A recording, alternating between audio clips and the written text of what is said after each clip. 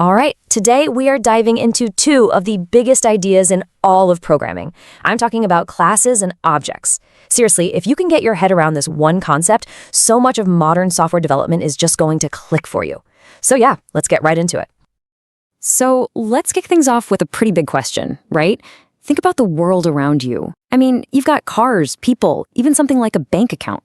How on earth do we teach a computer program to understand and, work with all that stuff in a way that isn't just total chaos?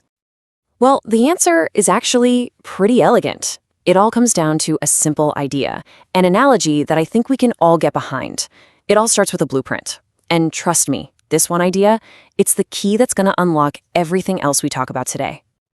And that brings us right to our first section, the programming blueprint. We're going to see exactly how that real-world idea of a blueprint maps directly to something in programming we call a class. So what is a class, really? Well, simply put, it's the blueprint. It's the template. It's the master plan, right? It describes everything something should be, but, and this is key, it isn't the thing itself. It just lays out the whole structure, but it's not holding any real information just yet. Okay, this comparison here, it just nails the whole idea. Think about it.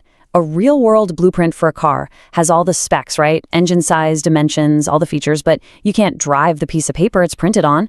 A programming class is exactly the same thing. It defines the structure of a car, but it's not an actual car. It's just the plan, waiting for someone to build it. Okay, so if the class is just the plan, then what? How do we actually get to the finished product?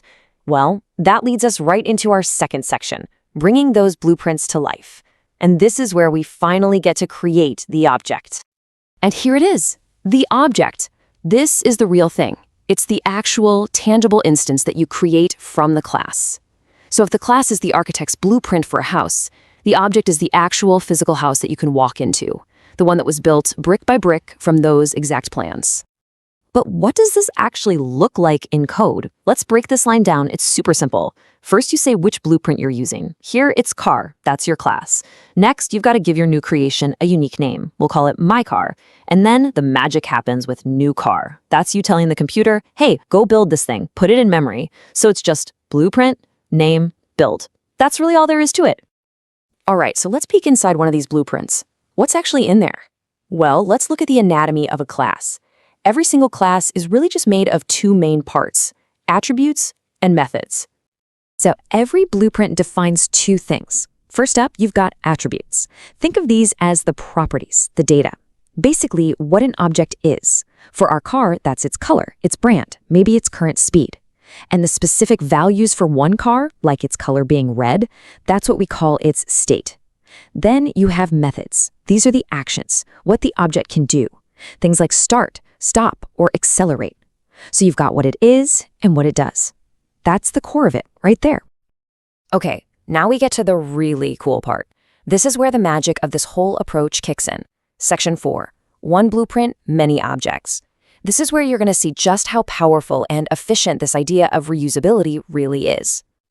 I mean, just think about how efficient this is. You do all the hard work one time. You design the car class, you write the code for it, and that's it. That one single blueprint becomes the master template for every single car you could possibly need in your entire program. And from that one blueprint, boom, you can create as many unique objects as you want. Car 1 can be red, car 2, make it blue, car 3 can be black. See? They all share the exact same structure, the same abilities from the car class, but each one is its own separate thing with its own data, its own state. And that is what makes this whole system so incredibly scalable. Okay, so the big question, the so what of all this, is why? Why do we bother with all this? Why do blueprints help us build better software? Well, that brings us to our final section, the huge benefits of object-oriented programming. So why should you care? Well, for one, it makes your code way cleaner and more organized. It makes it super easy to add new features. You just create a new blueprint. It lets you model the real world in a way that just makes sense, And the big one, reusability. This saves you so much time and effort, and it's what makes it possible for giant teams of people to work together on really, really big, complex projects. Look, if you remember only one thing from this whole explainer, please let it be this. A class is a blueprint. An object is a real thing created from that blueprint. That's it. That simple but incredibly powerful idea. It's the foundation for so much of the tech we all use every single day. So there you have it. The whole journey, right? From just an abstract idea all the way to a real, tangible thing. We've basically handed you the plans. So now, the only question left is, what are you going to build with your blueprints?